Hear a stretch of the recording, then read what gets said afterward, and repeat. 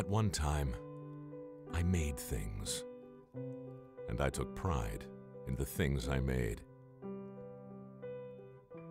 And my bandsaw buzzed, and my table saw sang. I opened my doors to all, and together we built chairs, and sconces, and birdhouses, and, well, whatever that thing is. But then one day, they pulled the plug, and the building trades were gone.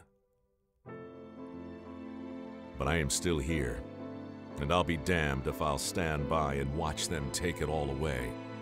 They can suspend me, they can banish me from the prom. I really don't give a crap, because some things are more important than dancing.